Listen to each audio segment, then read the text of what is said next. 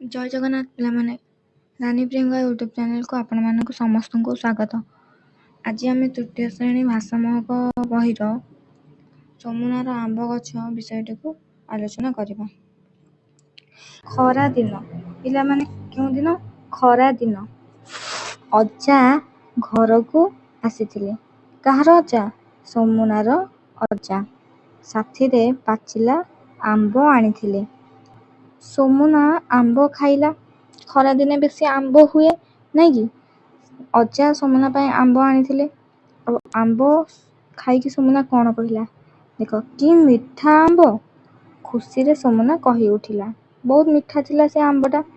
ସେ ନିଜ ଘର ବଗିଚାରେ ସେହି ଆମ୍ବ ଟାକୁଆକୁ ଲଗାଇବ ବୋଲି ଭାବିଲା।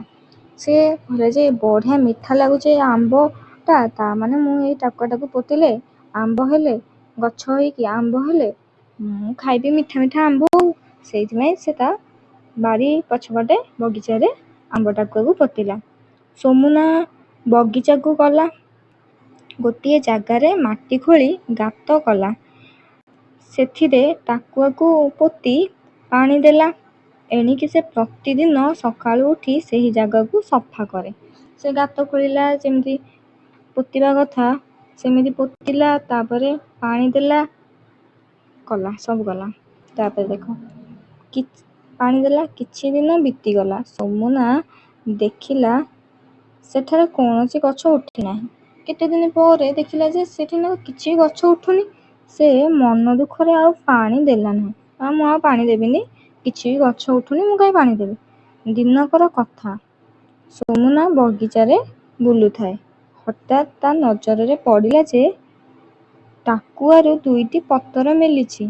ସେ ଖୁସିରେ ପାଟି କରି ଉଠିଲା, ଆରେ ଆମ୍ବ ଗଛ ଉଠିଛି ରେ, ଆମ୍ବ ଗଛ ଉଠିଛି। ଦିନେ ସେ ବୁଲୁଥିଲା ବଗିଚାରେ, ଦେଖିଲା ଟାକୁଆରୁ ଦିଟା ପତର ବାହାରିଛି। ଜାଣିଦେଲା ଯେ ଆମ୍ବ ଗଛ ଉଠିଛି। ସେ ଖୁସି ହେଇଗଲା। ତା ପାଟି ଶୁଣି ପାଏଲ ଧାଇଁ ଆସିଲା।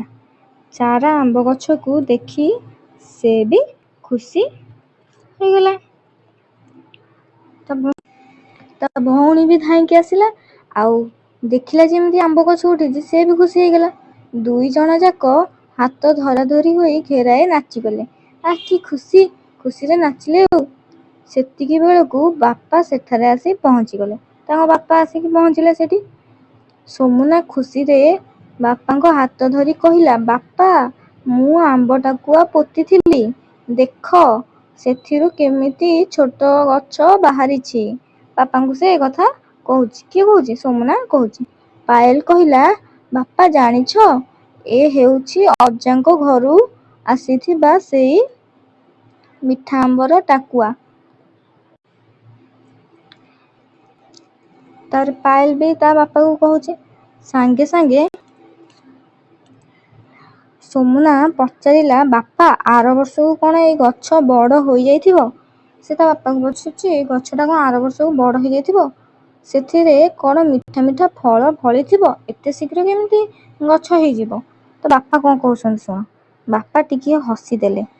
କହିଲେ, ନା, ଏ ଗଛ ବଡ଼ ହୋଇ ଆମ୍ବ ଫଳିବା ପାଇଁ ଆହୁରି 4-5 ବର୍ଷ ସମୟ ଲାଗିବ। ଏକଥା ଶୁଣି ପାଏଲ ମୁହଁ ଶୁଖିଗଲା। ତାର ଶୁଖିଲା ମୁହଁ ଦେଖି ଯମୁନା କହିଲା, ମନ ଦୁଃଖ କର ନାହିଁ, ଆମେ ସବୁ ମିଳିମିଶି ଏ ଗଛର ଯତ୍ନ ନେବା। ଯେମିତି ବାପା କହିଲେ 4-5 ବର୍ଷ ଲାଗିବ, ସେ ତ ଚାହୁଁଥିଲା ଯେ ଶୀଘ୍ର ଆମ୍ବ ଫଳିଲେ ମୁଁ ଆମ୍ବ ଖାଇବି, ମିଠା ମିଠା ଆମ୍ବ।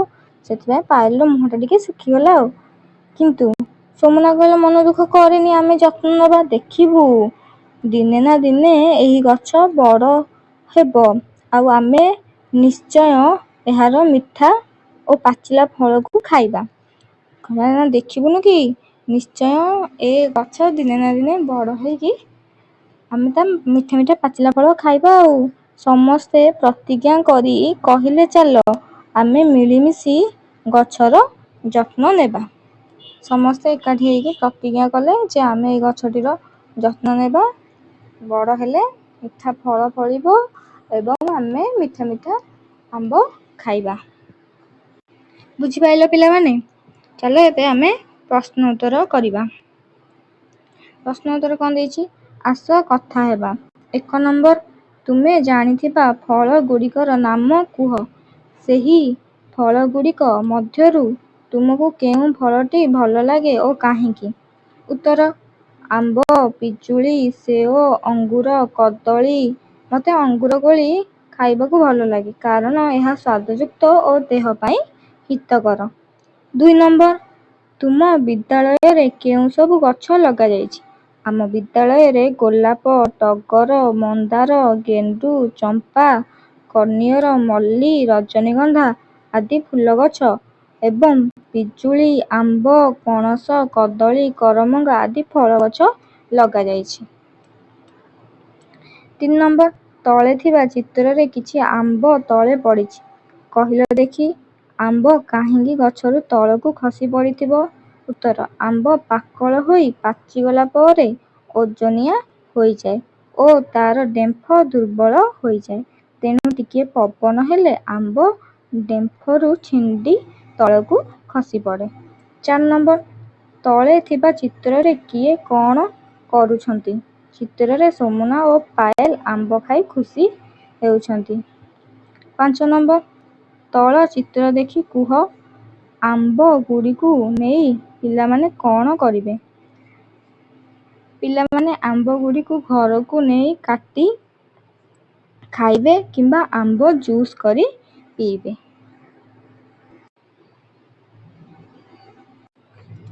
ତାପରେ ଆସ ଟିକିଏ ଚିନ୍ତା କରି ଲେଖିବା। 1 ନମ୍ବର କ'ଣ ଦେଲା? ସୋମୁନାର ଅଜା କେଉଁ ଋତୁରେ ମିଠା ଆମ୍ବ ଆଣି ଆସିଥିଲେ? କେଉଁ ଋତୁରେ ପିଲାମାନେ? ପ୍ରଥମେ ଥିଲା ପୁରାପୁରି ସୋମୁନାର ଅଜା ଗ୍ରୀଷ୍ମ ଋତୁରେ ମିଠା ଆମ୍ବ ଆଣି ଆସିଥିଲେ। ତାପରେ 2 ନମ୍ବର, ଆମ୍ବ ଖାଇସାରିବା ପରେ ସୋମୁନା କ'ଣ ଚିନ୍ତା କଲା? ଆମ୍ବ ଖାଇସାରିବା ପରେ ସୋମୁନା ଆମ୍ବ ଟାକୁଆକୁ ବଗିଚାରେ ଲଗାଇବ ବୋଲି ଚିନ୍ତା କଲା। 3 ନମ୍ବର, ଗଛ ମୂଳରେ ପାଣି ନ ଦେଲେ କ'ଣ ହେବ? ପିଲାମାନେ କ'ଣ ହେବ? ଗଛଟା ମରିଯିବ। ଗଛ ମୂଳରେ ପାଣି ନ ଦେଲେ ଗଛ ଝାଉଁଳି ଯିବ, ଏପରିକି ପାଣି ବିନା ଗଛ ମରିଯାଇପାରେ। 4 ନମ୍ବର, ସୋମୁନା ତା ଭଉଣୀ ସହିତ ବଗିଚାରେ କାହିଁକି ନାଚିଲା? କାହିଁକି ନାଚିଲା? ଖୁସିରେ ନାଚିଲା। ଚାରା ଆମ୍ବ ଗଛକୁ ଦେଖି ସୋମୁନା ତା ଭଉଣୀ ସହିତ ବଗିଚାରେ ଖୁସିରେ ନାଚିଲା।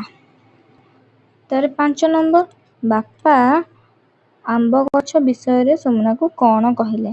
ବାପା ସୋମୁନାକୁ କହିଲେ ଯେ ଏ ଗଛ ବଡ଼ ହୋଇ ଆମ୍ବ ଫଳିବା ପାଇଁ ଆହୁରି 4-5 ବର୍ଷ ଲାଗିବ। ଚିନ୍ତା କର ଓ ଲେଖ। କ'ଣ ଦେଲା? 1 ନମ୍ବର, ଗପ ସହ ସମ୍ପର୍କିତ 2ଟି ଭିନ୍ନ ଚିତ୍ର ଦିଆଯାଇଛି। କିଏ କ'ଣ କହୁଛି? ଚିତ୍ର ଦେଖି ଅନୁମାନ କର ଓ ଲେଖ। କ'ଣ କହୁଛି ପାୟଲ? ପାୟଲ କହୁଛି ଭଲ ସୁନ୍ଦରିଆ ଆମ୍ବ ଗଛଟିଏ ହୋଇଛି। ସୋମୁନା କ'ଣ କହୁଛି? ଆରେ ଆମ୍ବ ଗଛ ଉଠିଛି ରେ, ଆମ୍ବ ଗଛ ଉଠିଛି। ତାପରେ ସୋମୁନା କ'ଣ କହୁଛି? ଆର ବର୍ଷକୁ କ'ଣ ଏ ଗଛ ବଡ଼ ହୋଇ ମିଠା ମିଠା ଫଳ ଫଳିଥିବ। ବାପା କହୁଛନ୍ତି ଯେ ନା, ଏ ଗଛରେ ଆମ୍ବ ଫଳିବା ପାଇଁ 4-5 ବର୍ଷ ଲାଗିବ। ତାପରେ ପାୟଲ କ'ଣ କହୁଛି? ବାପା, ଏ ଗଛ ଅଜା ଆଣିଥିବା ମିଠା ଆମ୍ବ ଟାକୁଆରୁ ହୋଇଛି।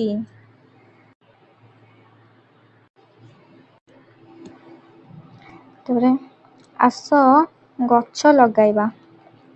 1 ନମ୍ବର, ତଳେ କେତେଗୁଡ଼ିଏ ଚିତ୍ର ଦିଆଯାଇଛି।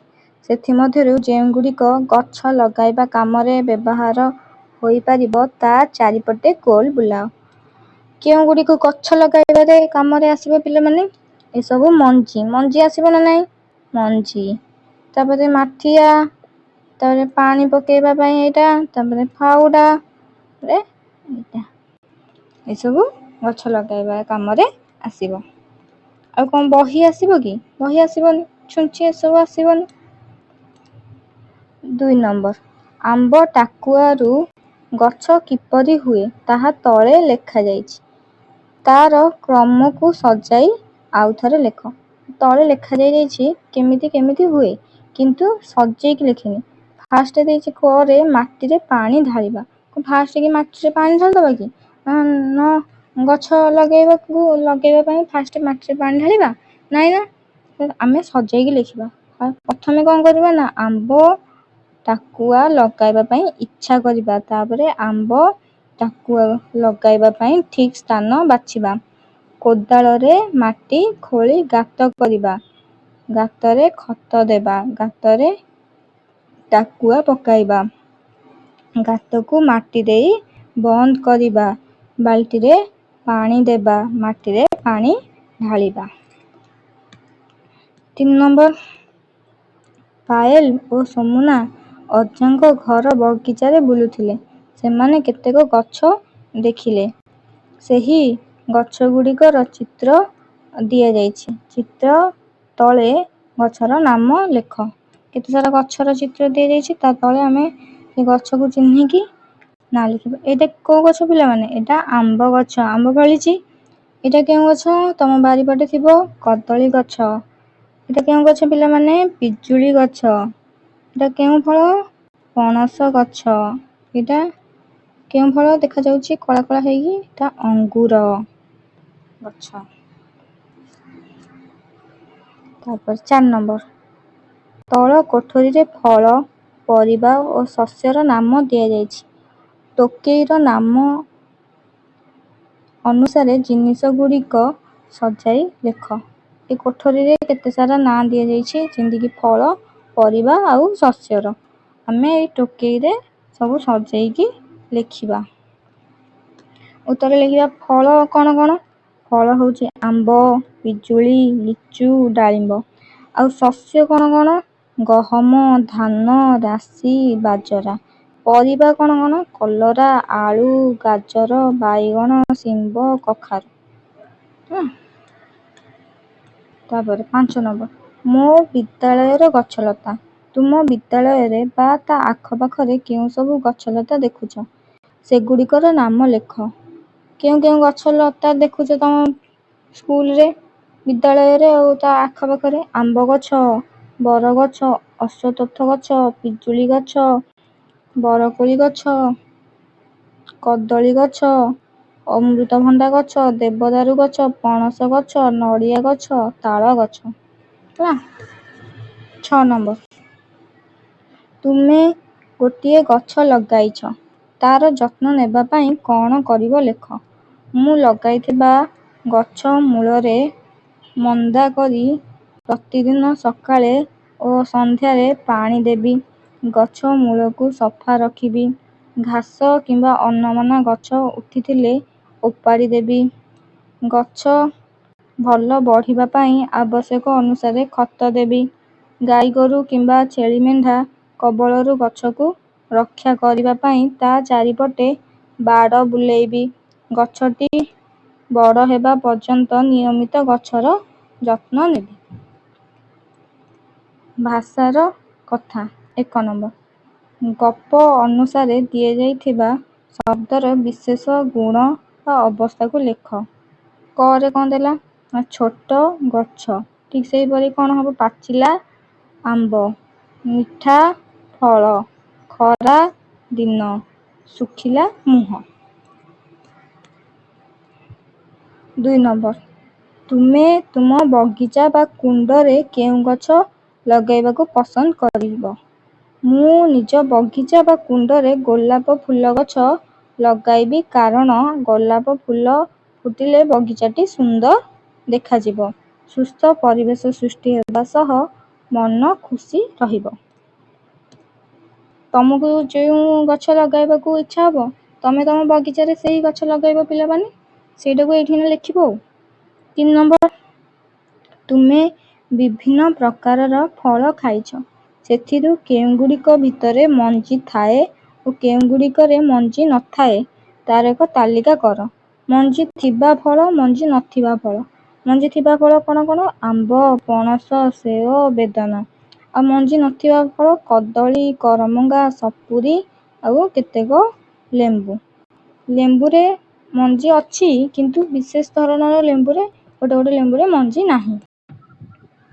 4 ନମ୍ବର, ପଢ଼ିଥିବା ଗପରୁ ବାଛି କାମ ଓ ନାମକୁ ବୁଝାଉଥିବା ଶବ୍ଦକୁ ଅଲଗା କର ଓ ଲେଖ। କାମକୁ ବୁଝାଉଥିବା ଶବ୍ଦ, ନାମକୁ ବୁଝାଉଥିବା ଶବ୍ଦ। କାମକୁ କ'ଣ କ'ଣ? ଆସିଥିଲେ, ଆଣିଥିଲେ, ଖାଇଲା, ପାଣି ଦେଲା, ପହଞ୍ଚିଗଲେ, ନାଚିଗଲେ। ନାମ ବୁଝାଉଥିବା ଶବ୍ଦ ନାମକୁ ଅଜା, ସୋମୁନା, ପାଏଲ, ଆମ୍ବ, ବାପା, ବଗିଚା ହେଲା। ତାପରେ 5 ନମ୍ବର, ସୋମୁନା ଲଗାଇଥିବା ଆମ୍ବ ଗଛରେ ମିଠା ମିଠା ଆମ୍ବ ଫଳିଛି। ସେ ଅଜାଙ୍କୁ ସେହି ବିଷୟରେ ଚିଠି ଲେଖି ଜଣାଇବା ପାଇଁ ଚାହୁଁଛି। ସେ କ'ଣ ଲେଖିବ? ପୂଜନୀୟ ଅଜା, ମୋର ଭୂମିଷ୍ଠ ପ୍ରଣାମ ନେବେ। ଆଶା କରେ ଭଗବାନଙ୍କ କୃପାରୁ ଆପଣ ଭଲରେ ଥିବେ। ଆପଣ ଆଣିଥିବା ମିଠା ଆମ୍ବର ଗୋଟେ ଟାକୁଆ ବଗିଚାରେ ପୋତି ଦେଇ ସେଥିରେ ପାଣି ଦେଇଥିଲି। ସେହି ଟାକୁଆରୁ ଗଛ ହେଲା। ସେହି ଗଛ ବଢ଼ି ବଡ଼ ହେଲା। ଏବେ ସେହି ଗଛରେ ମିଠା ମିଠା ଆମ୍ବ ଫଳିଛି। ସେହି ଆମ୍ବକୁ ଦେଖିଲେ ମୋର ଆପଣଙ୍କ କଥା ମନେ ପଡ଼ୁଛି। ଖରା ଛୁଟିରେ ଆପଣଙ୍କ ଘରକୁ ଗଲାବେଳେ ମୁଁ ସେହି ଆମ୍ବରୁ କିଛି ନେଇଯିବି। ଇତି ସୋମୁନା ହେଲା। ତାପରେ ଆସ ଖେଳିବା। ତଳେ ଦିଆଯାଇଥିବା ସାରଣୀରେ ଥିବା ଗୋଟିଏ ଫଳ ସହ ଅନ୍ୟ ଏକ ଫଳକୁ ମିଳାଇ ରାଣୀ ଓ ଜେଜ ବାହାରକୁ ଯିବେ। ତେଣୁ ଫଳରୁ ଫଳକୁ ଗାର ଟାଣି ଜେଜକୁ ବାଟ ଦେଖାଅ। ଫଳକୁ ଗାର ଟାଣିବା। ସେଓରୁ କ'ଣ ହବ? ତରଭୁଜ, ତରଭୁଜରୁ ଆମ୍ବ, ଆମ୍ବରୁ ପାଚିଲା ଅମୃତଭଣ୍ଡା, ଅମୃତଭଣ୍ଡାରୁ ନାସପାତି, ନାସପାତିରୁ ସପୁରୀ, ତାପରେ କାକୁଡ଼ି, ତାପରେ ପିଜୁଳି, ତାପରେ ଅଙ୍ଗୁର, ତାପରେ ବାହାରକୁ ଜାଣିପାରିଲ। ତାପରେ ଆସ ଚିତ୍ର କରି ରଙ୍ଗ ଦେବା। 1 ନମ୍ବର, ତଳେ ଦିଆଯାଇଥିବା ଚିତ୍ରକୁ ଦେଖ। ହାତ, ପାପୁଲି ଓ ଆଙ୍ଗୁଠିକୁ ରଖି ଗଛର ଚିତ୍ର କର ଓ ରଙ୍ଗ ଦିଅ। ପିଲାମାନେ ତୁମେ ଏଇଭଳି ନିଜେ କରିବ। ଆସ ଜାଣିବା ଓ ବୁଝିବା। 1 ନମ୍ବର, ତୁମେ ଦେଖିଥିବା ବଡ଼ ଗଛ, ବୁଦାଳିଆ ଗଛ ଓ ଲତାର ନାମ ଲେଖ। ବଡ଼ ବଡ଼ ଗଛର ନାମ ହେଉଛି ଆମ୍ବ, ବର, ଅଶ୍ୱତ୍ଥ, ନିମ୍ବ, ଦେବଦାରୁ, ପଣସ। ଆଉ ବୁଦାଳିଆ ଗଛର ନାମ ଗୋଲାପ, ତୁଳସୀ, ମଲ୍ଲୀ, ଲଙ୍କା, ମନ୍ଦାର, ଲେମ୍ବୁ। ଆଉ ଲତା ଗଛର ନାମ କାକୁଡ଼ି, କଖାରୁ, କଲରା, ଶିଆଳି, ଛଚିନ୍ଦ୍ରା, ଖମ୍ବ, ଆଳୁ। ତାପରେ ଶୁଣ, ବୁଝ ଓ କୁହ ପିଲାମାନେ। ଫଳ ଉପରେ ତା ଅଛି ପତର, ଆବଡ଼ା ଖାବଡ଼ା ଦେହ ତାହାର, ପତର ରହିଛି କଣ୍ଟାରେ ଭରି, ଫଳଟି ଲାଗଇ ସୁଆଦ ଭାରି। ଏ ଫଳର ନାମ ଯିଏ କହିବ, ରେଳରେ ବସି ସେ କଟକ ଯିବ। ଫଳ ଉପରେ ତାର ପତର ଥାଏ, ବୁଝିଲ। ଆଉ ଆବଡ଼ା ଖାବଡ଼ା ଦେହ, ଫଳଟା ସିଧା ନଥାଏ, ଏମିତି ଅଙ୍କା ବଙ୍କା ହେଇକି ଥାଏ। ଆଉ କଣ୍ଟା ବି ଥାଏ। ଫଳଟି ଖାଇବାକୁ ବହୁତ ଭଲ ଲାଗେ। ସେ ଫଳର ନାଁ କ'ଣ? ଉତ୍ତର ହେଉଛି ସପୁରୀ। ତାପରେ ଆଉ ଗୋଟେ ଦେଖିବ, କଞ୍ଚାରେ ପରିବା, ପାଚିଲେ ଫଳ, ପାଚିଲେ ବାସଇ ଖଣ୍ଡମଣ୍ଡଳ, କଣ୍ଟାରେ ଭରିଛି ତା ଦେହ ସାରା, ତା ନାଁଟି କିଏ କହିବ ପରା। କହିଲ ଦେଖି ପିଲାମାନେ। କଞ୍ଚାରେ ପରିବା, ସେଇ ଫଳଟା। ଉତ୍ତର କ'ଣ? ପଣସ। ପଣସ କଞ୍ଚାରେ ଆମେ ତରକାରୀ କରିକି କାଟିକି ତରକାରୀରେ ପକାଉ। ଆଉ ପାଚିଲେ ଫଳ, ଆମେ ପାଚିଲେ ପରେ ତାକୁ ଯେତେବେଳେ ଖୋଲୁ, ସେତେବେଳେ ବହୁତ ଜୋରରେ ବାସ୍ନା ହୁଏ। ଘରଟା ସାରା ବାସ୍ନା ମହକିଯାଏ। ହଁ ନା ନାଇଁ ପିଲାମାନେ? କଣ୍ଟାରେ ଭରିଛି, ତା ଦେହ ବି ଟିକେ ଟିକେ କଣ୍ଟା ଏମିତି ଧରିଲେ ଲାଗେ। ତା ନାଁ ହେଉଛି ପଣସ।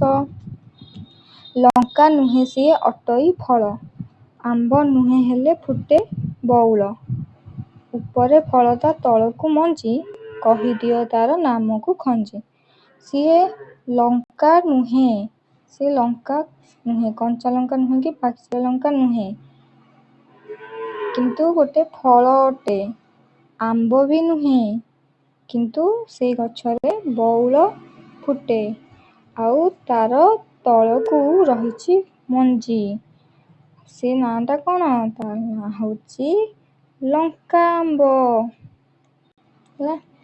ଯଦି এই ଭିଡ଼ିଓଟି ଭଲ ଲାଗିଥାଏ ତେବେ ଚ୍ୟାନେଲକୁ ସବସ୍କ୍ରାଇବ୍ କରିଦେବେ। ରହୁଛି। ଜୟ ଜଗନ୍ନାଥ।